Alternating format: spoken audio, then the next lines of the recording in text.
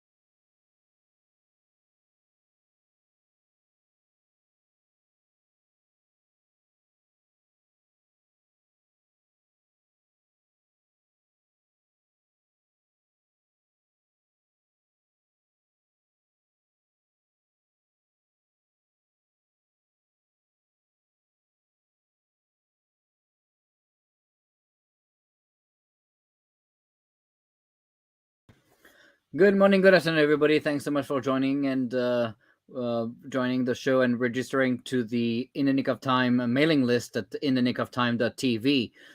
If you have not done that, please do that so we can send you emails to let you know about the next shows and the next recordings we have planned for the next couple of weeks. Also, wanted to remind you that if you want to share you here, put your name and company so we can highlight you on the screen as well. And finally, if you have questions for John Olson, make sure that you put those questions in the comment section as well, because we have so many questions today. We only have John Olson for 1 hour, so make sure you post those questions now on the chat, on the comment section, so we can get ready. We're going to be starting in about 10 minutes now.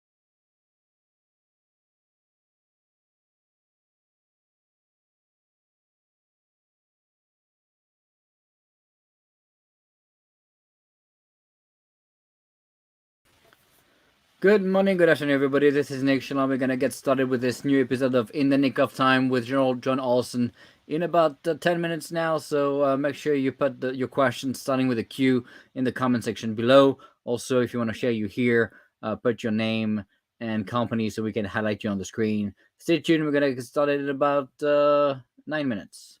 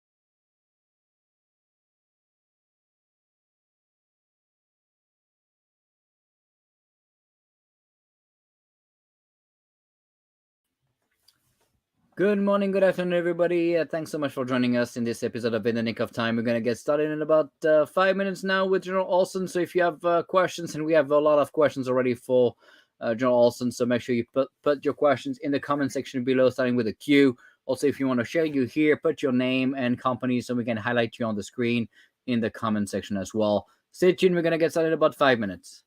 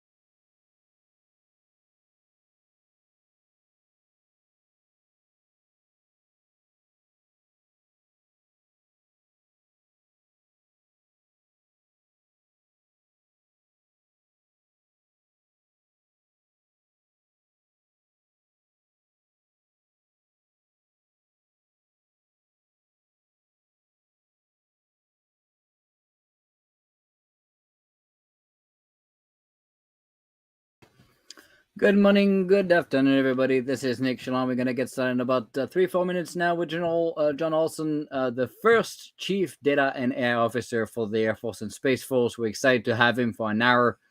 We got a lot of questions already from LinkedIn and Twitter, So if you have questions, make sure you put them now in the comment section below. Start with the Q so we can have your questions answered before the end of the hour. Also, if you want to share you here, put your name and the company so we can highlight you on the screen as well. Stay tuned. We're going to get started in about 3 minutes.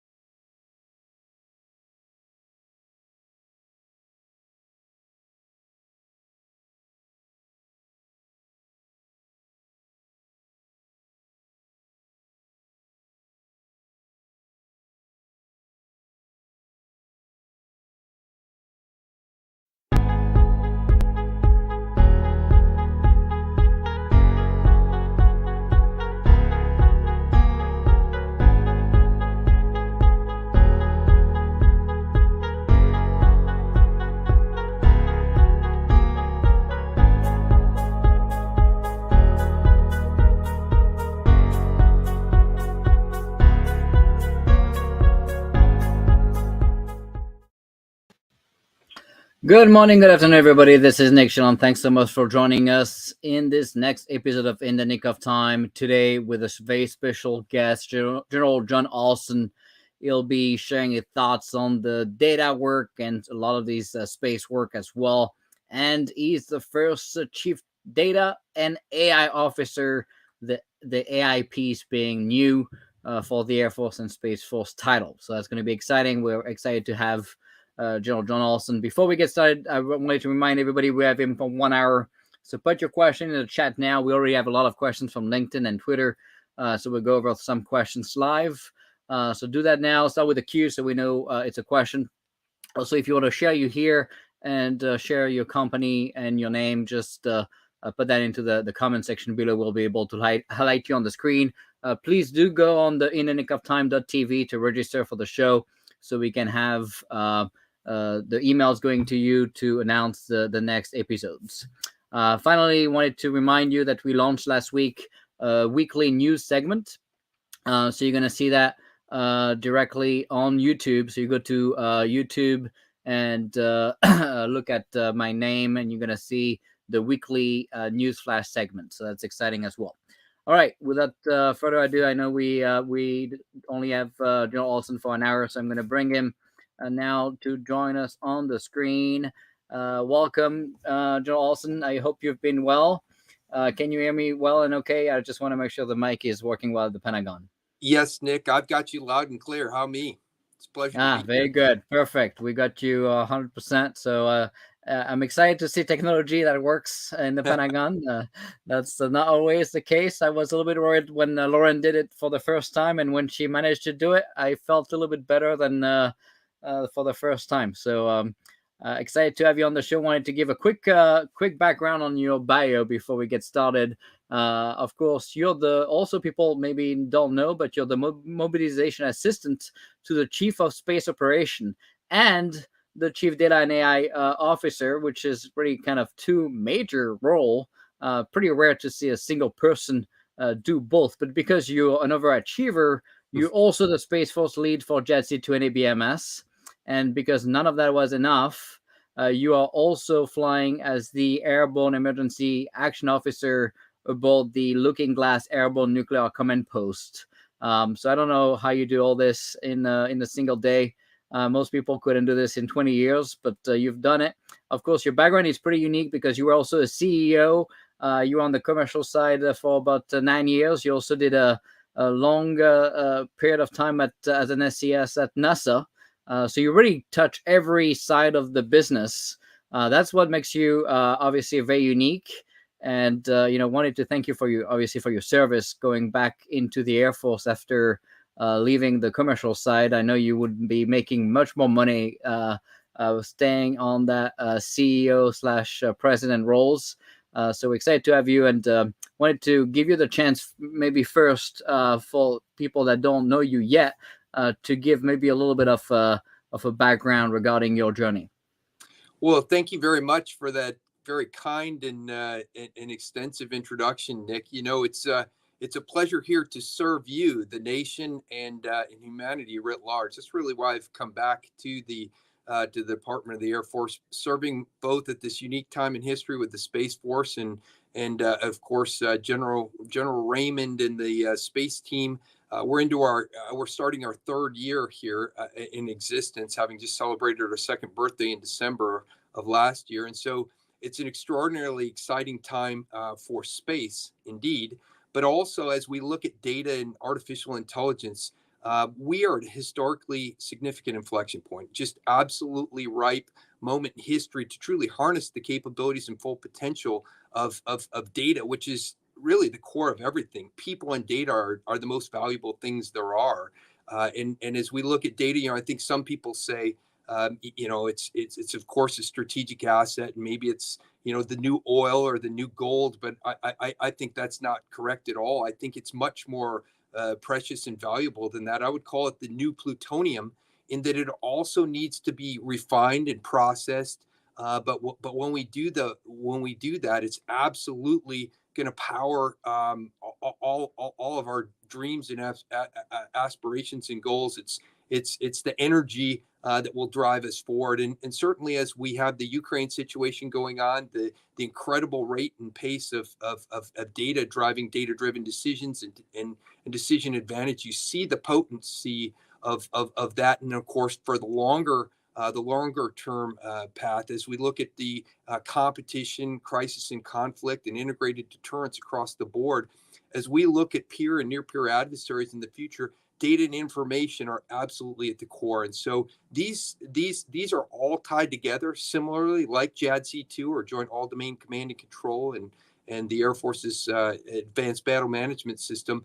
That's really the ability to sense, make sense, or act. So data intertwines, and AI and ML as machine to machine is so vitally important that processing speed is going to be what allows us to either succeed or not. And so all of these together, they're really, even though they sound fairly disparate and are indeed more than a full-time job for each of them, putting them together creates an inherent or an organic synergy. And pragmatically, it's just one less group or person to coordinate with. And so as we know this big bureaucracy, we got to find ways to make it go faster. And certainly your message as the first chief technology or first chief software officer, and being so technology driven and technology rich, from day one when I met you, I think we were kindred spirits. We shared this common sense of urgency coming from business, bringing that sense of absolute return on investment, that absolute sense of agility. Waterfall is a four-letter F word. We've got to be agile. We've got to be nimble in order to compete and win. And I truly believe that the United States of America and our partners and allies and like-minded friends around the globe, we will win when we harness the full potential of our innovation base, our industrial base, our entrepreneurial capability, the diversity and richness of our societies and our outlooks, but only if we harness it and bring it in alignment and do so well. Otherwise, it's very challenging against civil military fusion and command directed economies. So I think that's critical. I think we all agree on that. And really, it's about doing something, not talking the words, but doing the actions. And so for that, I'm really thankful to be on your show. I'm quite honored to be here because I think you're probing at a level of detail and a level of intellectual rigor and a level of action-oriented movement to make real positive impacts. And so it's great to be here. No, we're so excited you're here, John. And and when we met, I agree. I was always very scared when the Space Force was created.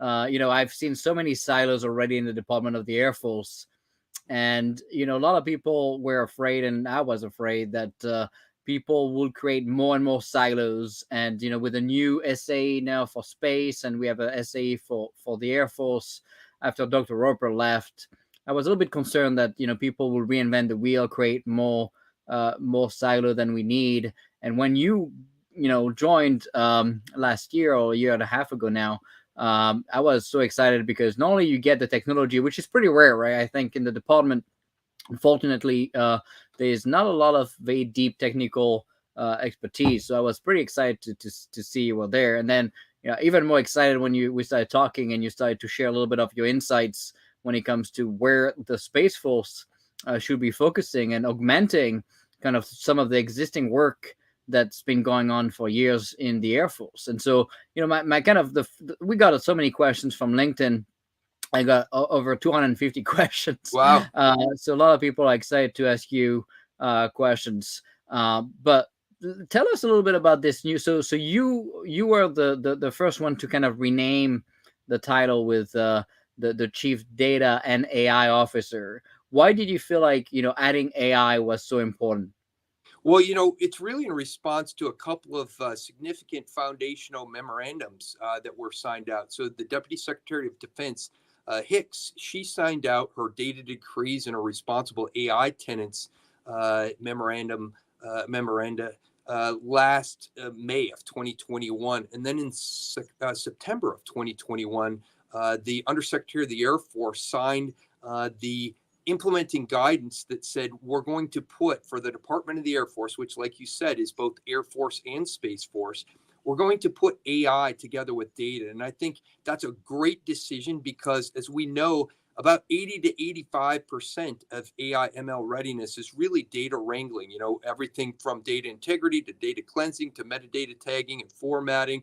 It's a lot of tough, hard work. But when you do that, we can apply AI, ML, deep learning, and a litany of tools and analytic capabilities. So we put that together, and it's really been about implementing that. And I assumed this role after taking over Ms. Eileen Vadrine, who was the prior Chief Data Officer for the Department of the Air Force. She's on a one-year detail to the Office of Management and Budget, or OMB, up at the White House, doing important work, driving data analytics and data towards a much more central and responsive customer service role for the Executive Office of the President. And having served there, I wanted to really enable this opportunity for her. And so I ended up agreeing to do this since, again, data and AI are so much at the core of the when we talk operationalization of data and AI, which is the primary theme that I'm driving in my tenure here.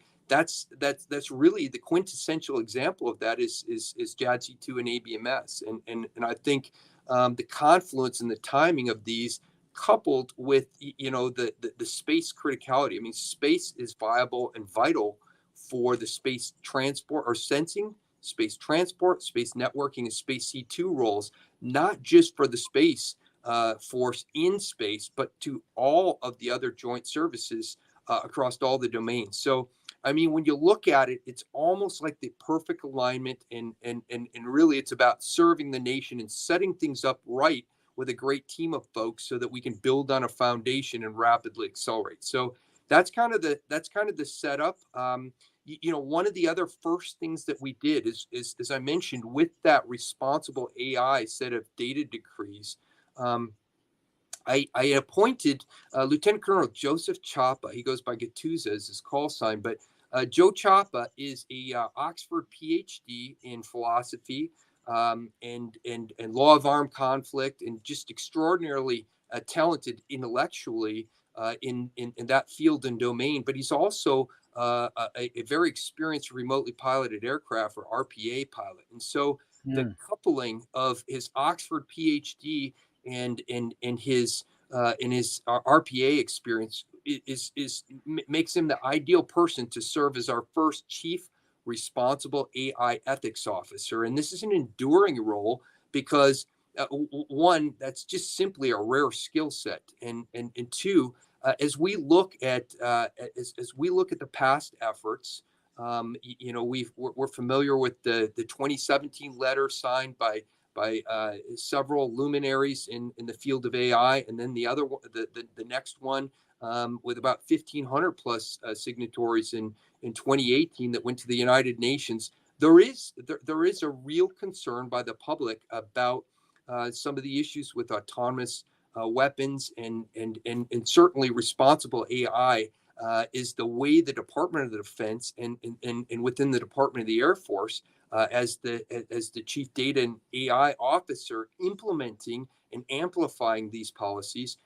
I wanted to get out and lead from the front and show that the Department of the Air Force is very clearly not only focusing on this area, but we have an active leader of it. And so Lieutenant Colonel Joe Chapa was one of the first big activities, but we've also built out a directorate within. So adding to the name, we've added an organizational directorate, building on a lot of the governance and policy and integrating activities, because this is a team sport. It's not just us. We are kind of the unity of command or unity of effort within the DAF, but certainly we took over that responsible role from the headquarters Air Force, the A5 and 7. So strategy and futures. We've also worked closely with strategic analysis. We work closely with the Air Force Research Laboratory, and of course the MIT AI Accelerator, which is a bastion of our training and industry innovation. That is funded out of SAF AQ, so the acquisition side. So we're tight partners with acquisition, both on the Air Force side and the Space Force side, and all the technical elements, as well as many more of the functional organizations. So it's a cooperate and graduate mentality, but nevertheless, having that unity of command, unity of effort allows us to cut through the bureaucracy, build the kind of dialogue and the kind of really important in a collection of diverse inputs, because we got to get this right. This is not easy, but is so paramount to the National Security Commission on AI, and the outcomes of that were really important drivers. And of course, the JADC, the Joint AI the Joint AI Center, yeah, of course, the JADC for the DoD. And now, as we've migrated, most recently with the December letter, the JADC is now folding into the Office of the Secretary of Defense, is what's called the CDAO, the Chief Digital and AI Officer. So at the DAF level, I'm the Chief Data and AI Officer, but at the OSD level, it's the Chief Digital and AI Office. So I think that's going to be a really important set of organizational constructs that will allow us to build much more rapidly. And I think that's the key, is we got to get after that. We got to be actionable. We got to be smart. We got to be informed. We got to take inputs from industry and academia. And really, that's why I'm here. I think you lead one of many really important dialogue themes or threads or streams. And I think those are really important for us to both engage in, to communicate, to listen to, and then to act upon. Yeah, and so you talked about so many things I want to deep dive into. Let's take a first one that's a little bit maybe sensitive, but I think very important when it comes to ethics and AI, right? I've seen a lot of people in the department obviously be very focused on ethics, and I certainly agree that ethics are so important in a world where AI could really turn things for the worse. At the same time, you also see China move very fast with their AI adoption, having kids learn AI at 7 years old and so on. So they're not waiting for us to figure this out. I think we all agree that whoever is going to be leading AI will be leading the world. So now that we know that, where do you put the line between, okay, we need tangible outcomes, right? When it comes to AI, we need to get things done. We need warfighter outcomes, not just a bunch of policy documents, and which is really kind of unfortunately what Jake has been really pushing for the last couple of years until it's been folded into the new CDA's office. And by the way, they picked a very good friend of mine who is going to do a great job to become the first CDAO at OSD. But before we talk about that, how do you define that line between okay, let's invest and spend time on ethics, but let's not forget we're here to build warfighting capabilities as well? Well, that's a great question, and I think at its core, to be very succinct, the Deputy Secretary of Defense, whom I have enormous respect for, DepSecDef Hicks, said, "Hey, these responsible AI principles are being responsible, equitable, traceable, reliable, and governable." And each of those has a deep meaning, and we could talk for quite a bit on those. But I think at face value, they also are fairly self-descriptive. And I think what she said, to really distill it down, is we're going to follow these principles because we're going to do this right. This is what our responsibility is from an ethical, from a moral perspective, and consistent with our values and our beliefs and the rule of law, and consistent with the rights of humanity. And so as we look at those, we're going to do things right, or we're not going to do it. And that's exactly the key message. And therefore, having our CRAO, or our Chief Responsible AI Ethics Officer, as an integral part of our planning. But more importantly, we use a board process that's part of our acquisition, where we're bringing all the relevant stakeholders in at the right time, or before the appropriate milestones have progressed too far into the acquisition life cycle. And so we're doing it on the front end of the acquisition life cycle. We're talking about it. We're cultivating those discussions, because we all know the gray areas are where the real challenges are. If it's black and white, it's simple, right? And I think if you read any literature on this, that the devil is in the details. And so having a person who can lead that structured dialogue, who can think systematically, and my PhD is in systems engineering, so I believe in breaking down these big complex systems of systems, or families of systems, into manageable parts, and by driving and tackling those, we can address the much bigger problems, issues, challenges, opportunities. And so I think that's how the two of us are working closely to instill that kind of structural approach to departmental thinking. And certainly that applies all the way through test and evaluation, verification and validation. So we start looking at human machine teaming all the way from level 0 to level 5. And it's not just autonomous vehicles like we see so much across the globe, as we start looking at families of systems with aircraft, as we look at spacecraft, and as we look in applications for cyber, as we look at those domains, airspace and cyber, across the Department of the Air Force portfolio, and supporting all those other joint services and multi-domain areas at multiple levels of classification. This is how we're tackling it, and we're going to be able to make much progress against a set of challenges that are important for us as a nation. And so I think that's how we and our partners or allies are going to engage. And you are spot on.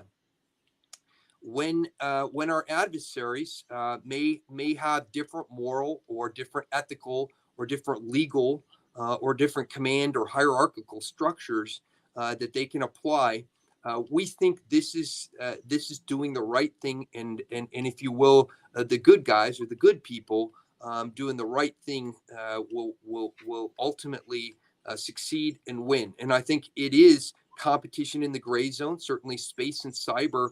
In the past, we used to say fight tonight, but it's actually fight right now, as we look at the proliferation of cybersecurity challenges, even to our very democracy, with the security of the elections and our operations of our business and our public systems.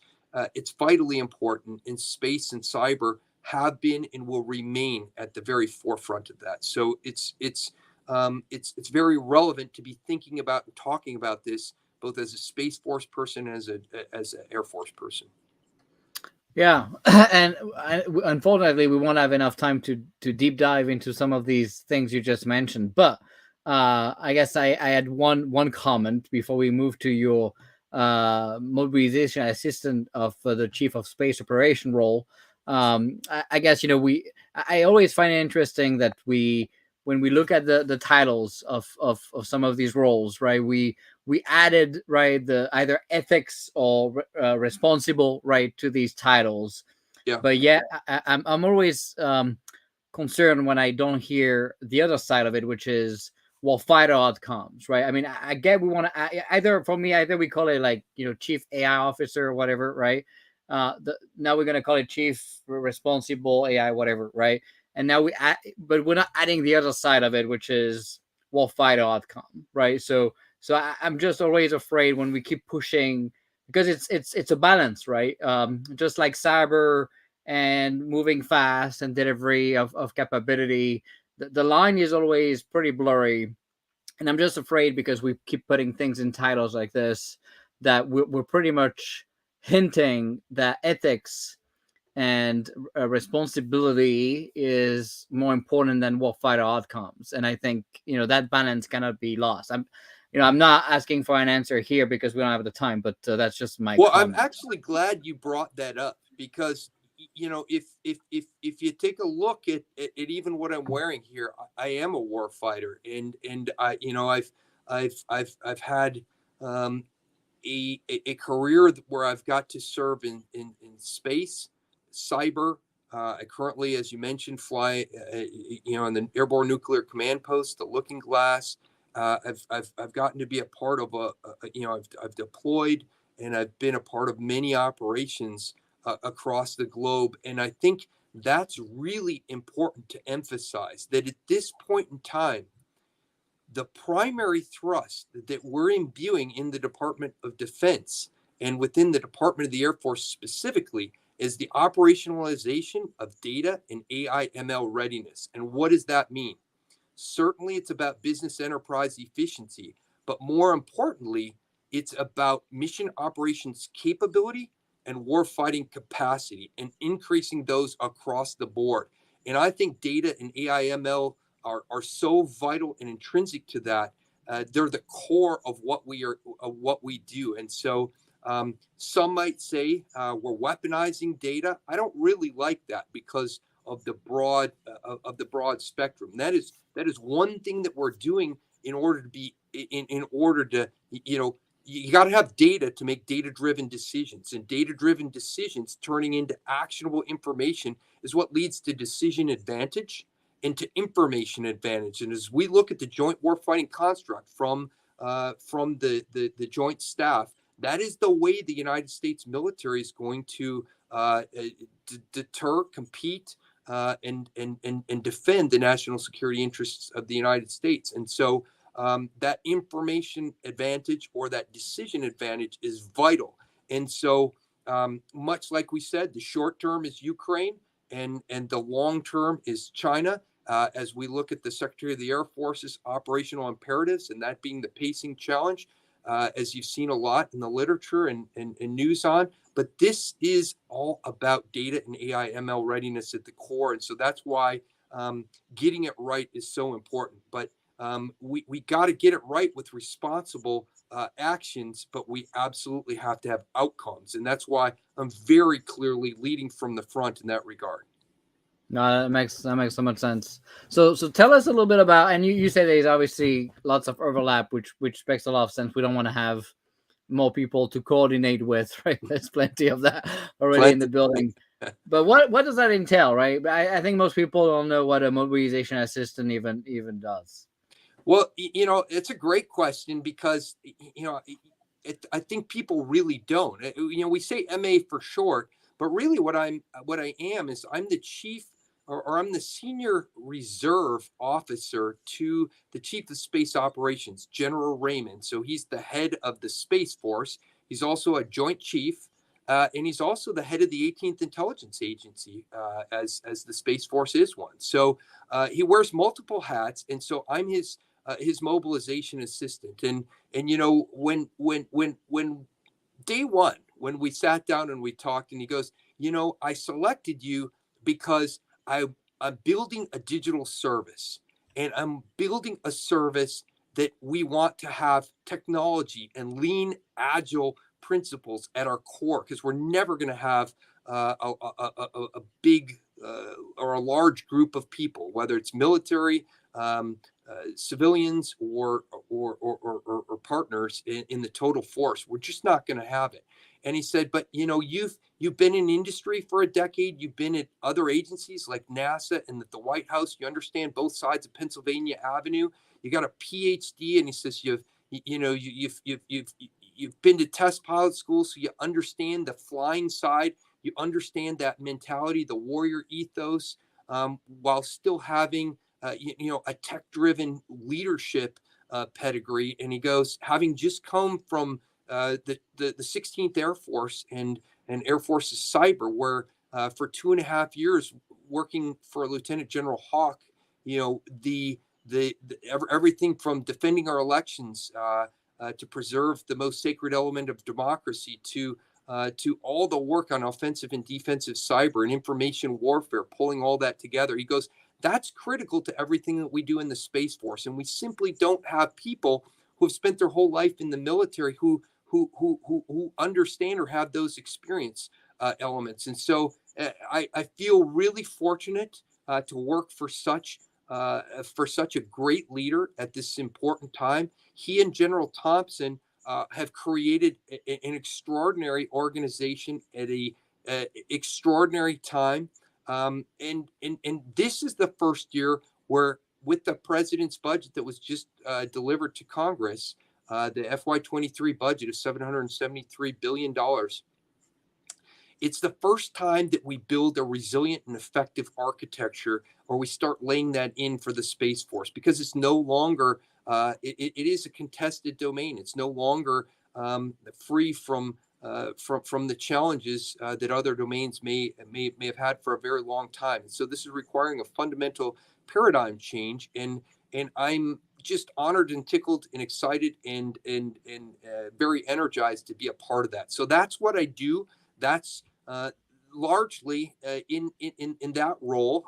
Last year we came out with I was a lead author, but we had a great portfolio of co-authors where we came out with the State of the Space Industrial Base report. So again, very important, leveraging commercial services, leveraging and stimulating a vibrant and robust U.S.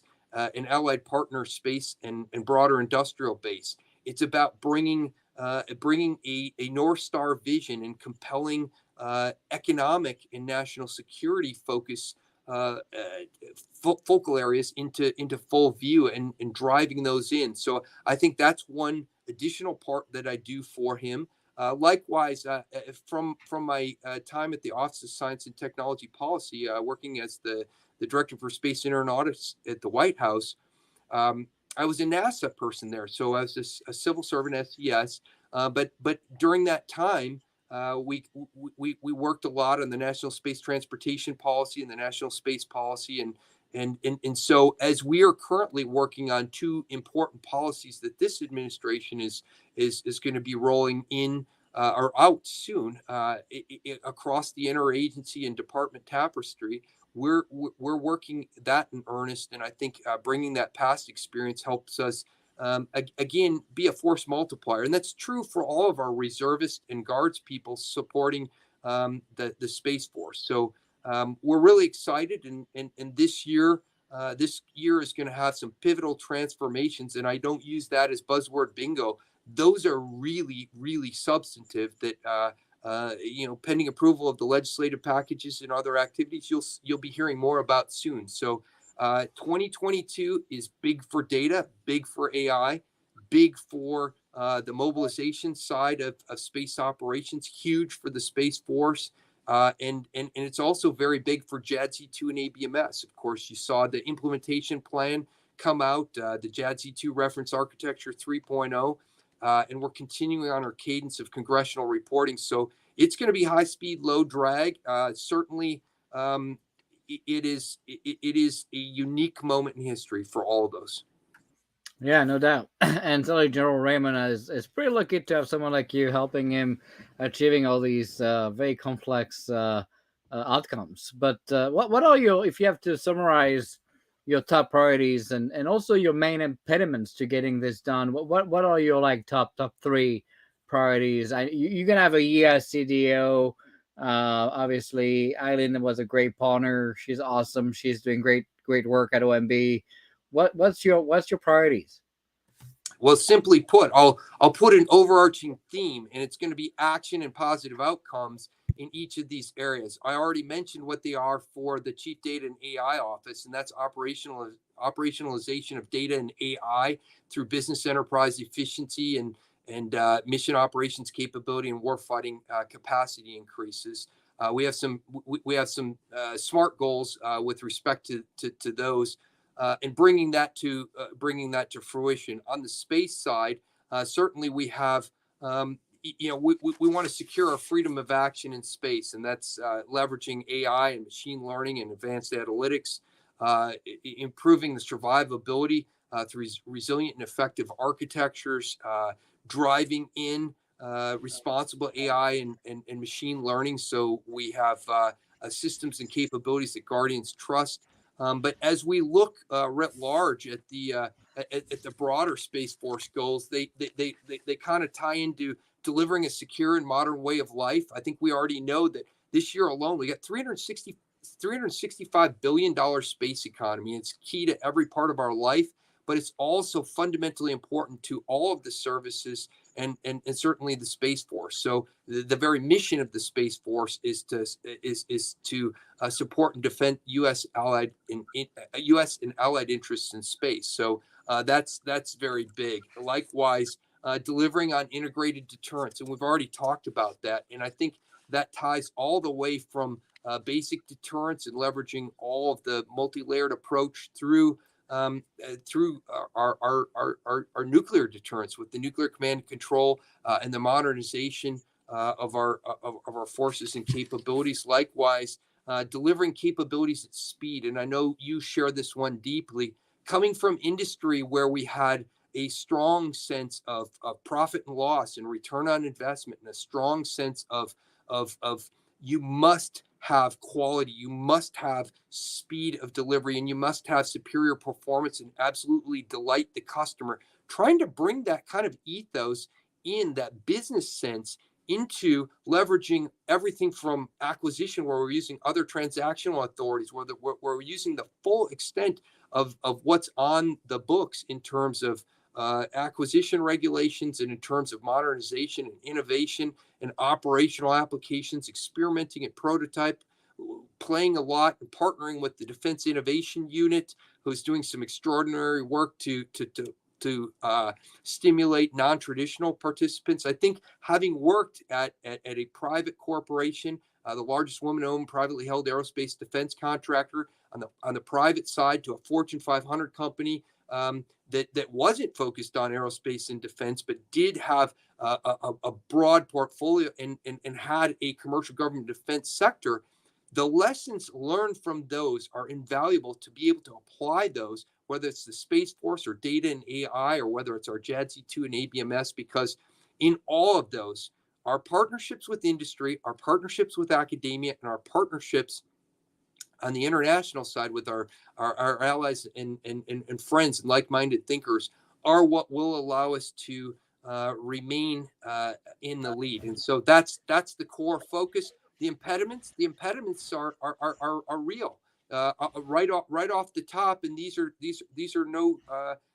no surprise to anyone. We have challenges with stability of funding in our PPB process. It doesn't evolve at the speed of need. That's a structural issue. Likewise, I think our acquisition, we need to accelerate that and leverage all the tools that we have. And finally, we have an overclassification challenge that is still, it makes it difficult. And so we need to be able to partner with our allies and friends and share information at the speed of relevance. And so all those things are stumbling blocks, but ones which we're systematically directing and attacking and working on. And I'm hopeful we will continue to make progress, because at the end of the day, our adversaries get a strong vote, and they don't care. In fact, they cheerlead those challenges. So we will overcome them together and be successful. So you didn't mention any impediments when it comes to retention or attracting talent. What have you seen? I mean, obviously coming from the commercial side like me, I'm sure you felt some pain there. So what are your thoughts on what to improve, or what do you see as a good way to get some of that problem solved? Well, I think that is fundamental to our success. People, as I mentioned up front, people and data are the most important strategic assets that we have. But quite frankly, you said it up front. I took, I believe, somewhere north of 90% pay cut, or took a couple of zeros off my paycheck to come back. Why would you do that? You'd question a normal person's judgment. Well, Yeah. The reason is because the private sector, you can do extraordinary things, but there are certainly some structural or intrinsic or some vector setting or policy setting things that you can only do in government. And that's very much the same reason I would imagine that you came to government, because you saw the need, but most importantly, you're a patriot. You're a believer in our system and our way of life, and you're a believer in doing the right thing. And you put your actions, instead of talking the talk, you'll walk the walk. And so that's why I'm here. But I'm here just like you were, with a sense of urgency every single day. I don't waste a single hour, because that hour is gone and we have to be doing something productive. And so every hour, every week, every month matters. And so I think we need that sense of urgency, because that's what it's going to take in this current environment. But back to the people, our talent acquisition and our talent management don't even, I mean, we have extraordinary people, and we're making some great strides, particularly in data and AI.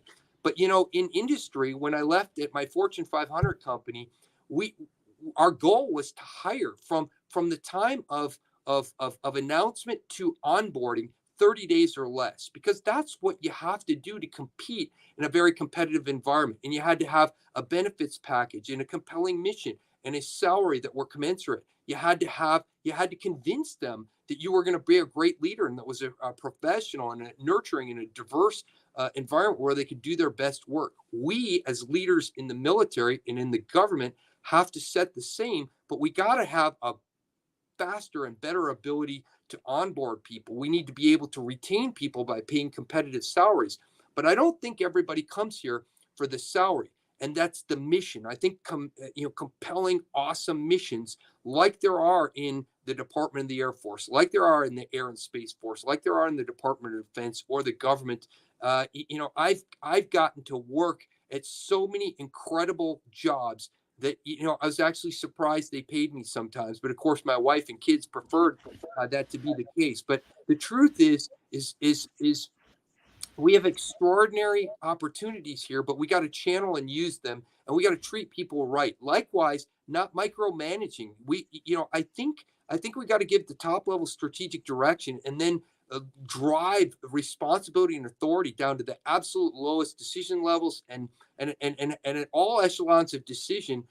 Give people those strategic vectors, hold people accountable, but give them the tools and resources on time when they need. Way easier said than done, but I'm still convinced there's hardly any better leadership laboratory or any place to do extraordinary things than some of the missions within the Air Force and the Space Force and the Department of Defense. And when you overlay the magnitude and scope, I mean, with a $773 billion budget, that is absolutely a sufficient amount to do extraordinary things if we're efficient, effective, focused, and we work with a sense of urgency with awesome people. Yeah, you're spot on. And I can tell you, after leaving the department, there's only one problem working in DoD is that when you leave, you end up finding every job on the planet boring. So there's just nothing like, being on the inside and helping make a difference. So I can tell you, not a lot of other things are still getting me excited. So, all right. So, and you had a profound impact. I mean, I think to everything there's a season, right? But I actually believe permeability in government is a good thing. I think having people, I would proffer, I think I'm one of you can probably count them on one hand the number of general officers in the department who have a PhD, or people who understand EBITDA, what EBITDA is, and yet those are fundamentally important elements in an economy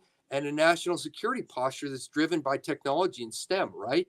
And the same as when we talk about robust commercial partnerships, you got to understand both sides of the equation. That's why I strongly encourage and welcome people. And that's one thing that we're doing in the Space Force is with the Guardian Ideal and with the space component, we're driving to a level of permeability. So much like, we can hire chaplains and lawyers and doctors at an accelerated grade and rank, we can do so, or will be able to do so, we hope, with the Space Force, all the way up to colonel. And I think that's very important. But more importantly, we want to be able to have people who go to industry, come to government, go to industry, and come to government, whether that's education with industry or internships or partnerships or public-private partnerships or collaborative. There's a litany of different vehicles and venues that we can do that in. But I think when we structuralize that, we win. And I tell you what, I know you, Nick, you will be back in government, but I hope you're at another echelon higher. I hope you're able to come in, because I think we both know that the higher up you go, the more the span and scope that you can have this positive impact on, and you can also marshal a greater set of resources. And so I think that's the responsibility to those who have that public service drive, that desire to make the world a better place. And I think that's what will keep us fresh and hot. But, I would not change my time in industry. I'm way better as a government person, having been in public and private industry and then being a CEO. It is different than all the government experiences that I had in all the leadership echelons, both in business settings and in warfighting and operational settings, in cockpits, behind keyboards and behind desks, and outside in the field. All of them are different. And I think that richness and diversity makes us better able to solve the gray area problems, or really tackle and also solicit and welcome, instead of having, a bunch of yes people or groupthink where we breathe our own exhaust. Having that richness and diversity of perspective and inputs is what makes us really great. Yeah, you're spot on. And you mentioned there's probably only a few generals with a PhD. I can tell you there's probably even less generals that were CEOs of companies and went back to serve after that. So we're grateful you did that. But the next question we got by a lot of people was, what is missing today with our IT enterprise services to get to the outcomes you were talking about in terms of data, AI, and so on? Well, as I believe you've had Mrs. Lauren Knausenberger, our Department of the Air Force CIO. We've got Honorable John Sherman as the DoD CIO. I think writ large, we've seen the Fix My Computer challenge, and Ms. Knausenberger is absolutely leading the integrated team to get after that, because let's face it, enterprise IT is foundational to everything we do. We're 22 and a half years into the 21st century here, and the information age is fundamentally dependent upon a basic set of IT capabilities and services that are responsive and reliable and robust against an onslaught of continuous cyber attacks and probes and penetrations, and it's balancing that service with affordability and mission capability. I think that team is really getting after that. No doubt, she talked eloquently about the work there. But I think writ large, every single person would say, if you ask them a yes/no question, are you happy with where we're at in enterprise IT? The answer would be no, and we know that, and Ms. Knausenberger would be the first person to say that. But it's the ability to get after that and treat that every bit as important as any weapon system that we have, because I think we all know that getting our people and our forces, so our forces and resources, mobilized and effective requires that in the information age. So quite simply, a lot of great people working diligently at that. We're going to have to do even better, and I know she is absolutely committed to that.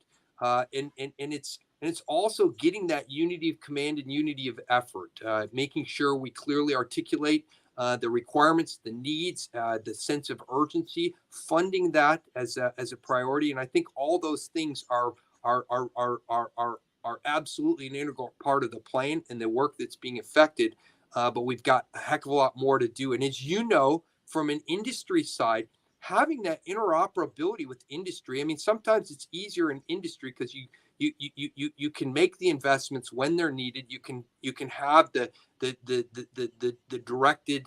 You aren't hurting so many cats and dogs. But I think as we look at that and leverage more and more industry best practices, as we leverage enterprise IT as a service, as we leverage commercial providers, whether that be the mesh cloud or edge node computing, or as Dr. Costa and the CTIO team are looking at the metaverse or the spaceverse. Those are all great aspirations and important forward vectors for us, but you got to have the fundamentals. And when we look at that, enterprise IT, zero trust, DevSecOps, continuous ATOs where applicable, ATO robustness and rigor. We need to have that as table stakes, and I think we can help that through command directed decision making as well, because we do the homework. We need to move out and get it done right. And I think that's how I'm looking at the data and AI enterprise. And so that fundamentally must ride on an enterprise IT a capability, and services are an integral part of that. So when we talk DevSecOps and zero trust, those are essential, and zero trust at the data and user level to be able to enable JADC2, to enable to have the right level of multi-security interoperability at the speed of need. So that is table stakes. Yeah, no, and you opened the door for my last question before we take questions from the public. So what is we've seen the publications, right, from the Joint Staff, and the latest implementation plan. Great, a lot of paperwork, right? A lot of as I like to call it, vaporware. How do we get to that real JADC2 implementation? You've been the lead for the Space Force for JADC2 and ABMS. At what point, ABMS and all the services are building, their project convergence and overmatch. It's done mostly, I mean, let's face it, in a vacuum. There's collaboration, but every DoD service is building their own JADC2 right now. How do we get to a real joint effort? And what's going to be the most important outcome, you think, of getting this done? Well, that's the $100,000 question, and the answer to it is we have to get specific, and we have to anchor. We have to anchor some core elements and then build out from there. As you mentioned, we've got the Department of the Air Force Advanced Battle Management System. Brigadier General Jeff Valencia and I lead that for the Air Force and Space Force, respectively. We've got the Navy's Project Overmatch and the Army's Project Convergence. Right now, we as we mentioned, we've got the implementation plan. It says all the right things. We've got the JADC2 reference architecture 3.0. I would say objectively it's too ambiguous. We need to drive to a level of specificity. You started some of that work by focusing on the min viable products, and that's exactly driven home when the new Secretary of the Air Force, Secretary Kendall, came in. The first of many meetings with him launched into, this is a really hard, complex problem. Our everything systems, our big utopian systems, have been a trail of tears. Future combat system, future imagery architecture, and a litany of others. I think he said something. As the former ATNL, he said, C2 systems had the worst track record, or something like 7% writ large. And so he was absolutely very rigorous in helping us to shape and refine and align this also with a sense of the operational imperatives. What we're doing now is moving out. And I think things like, Platform One, if we use Platform One and we that is already a developmental environment where we can have DevSecOps and zero trust and Kubernetes and containerization and all the table stakes to do what we need. If we bring the services into that and make that the platform of choice, I think that would be a great stride forward. I know we're talking about it, Lieutenant General Kroll and Brigadier General Rob Parker, but I think that's one of the areas that I think would make a significant benefit. Additionally, we are working very closely. We do quarterly reporting. We're working with the services and do that quarterly reporting with the services. Congress, both on the House and Senate, is holding us accountable, as is OMB and our broader OSD stakeholders and White House stakeholders. But we need to put that action to work, and that's why we have very specific plans. We recently put out a couple of for the DAF ABMS. We had a fair opportunities or a FOPR announcement out. We had an industry day where we got 33 inputs in. We're taking that actively. We're rolling that into our plan. We're doing a lot of sprints and a lot of operational performance planning through CPTs and through focus sprints. And so we're moving out to add that level of specificity. We're building it into the POM and our budgets.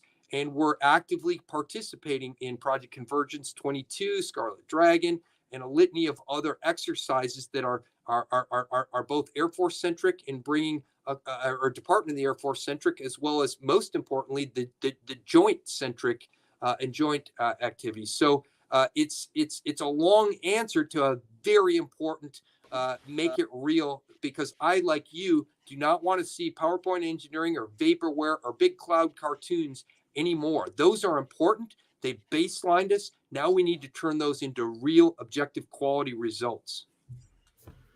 Indeed. And, my fear is until Congress gives a centralized budget to General Kroll and starts merging all these redundant work from the services and potentially designing executive agents at the service level. I'm not saying the service shouldn't be involved, but I think until we start hurting the cats when it comes to convergence, overmatch, and ABMS, is going to be very tough to get to a real joint outcome. But let's take some questions from the public.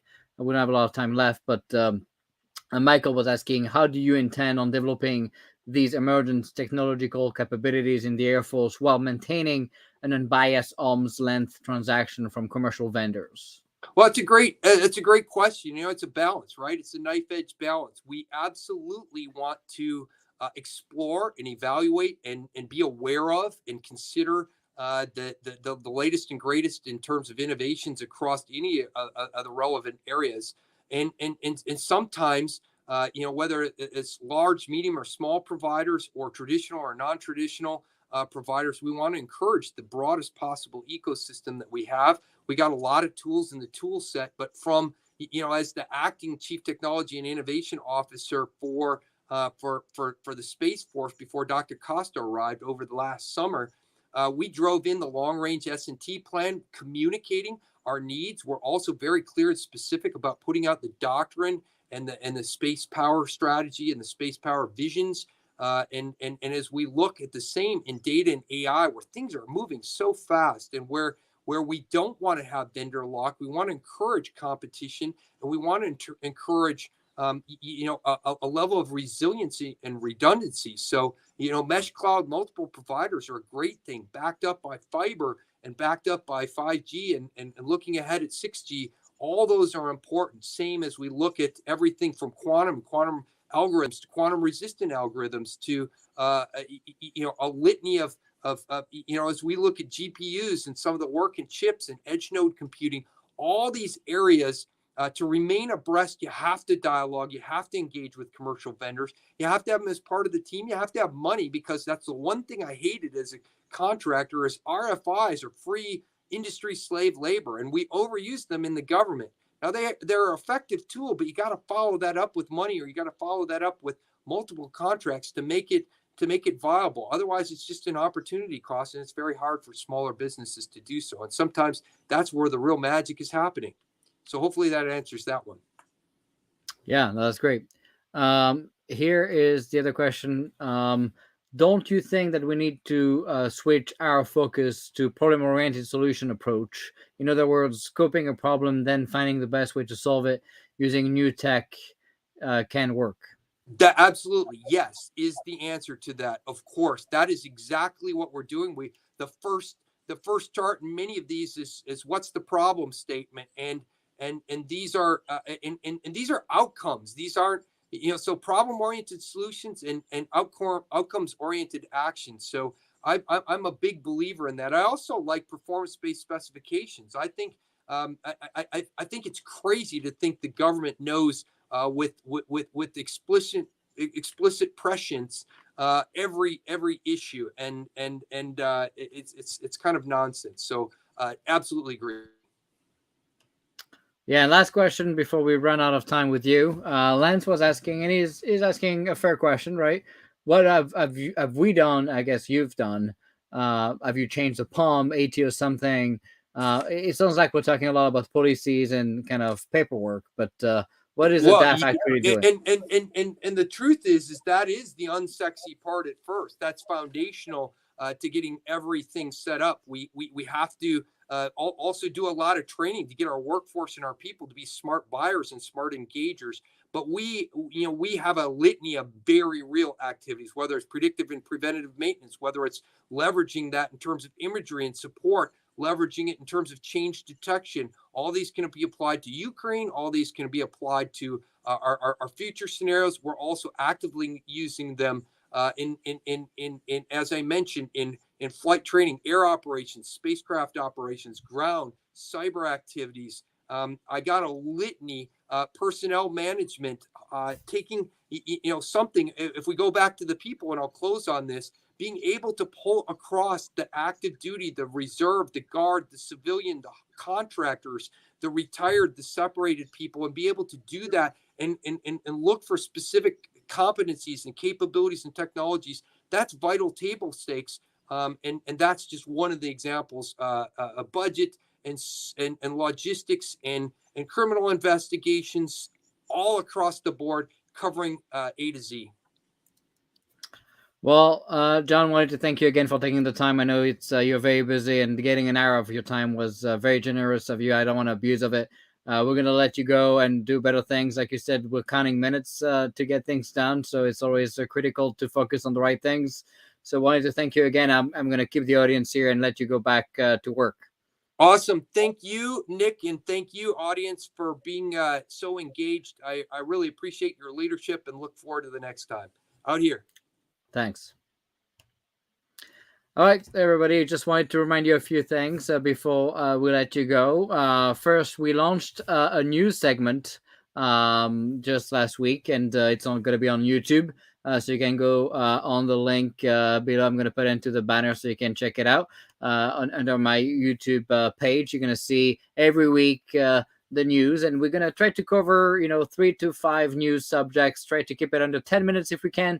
So please subscribe to the YouTube page. The link is right here. We got in the first week 530 subscribers, so I'm very thankful for you to follow us. If you've not done that, please go on YouTube and subscribe. And also, if you see news and you see things that we should be covering in that segment, please make sure you reach out to me on LinkedIn or directly in private chat to be able to let me know about a specific news subject you want me to cover. Like I said, we're going to be covering 3 to 5 subjects per week.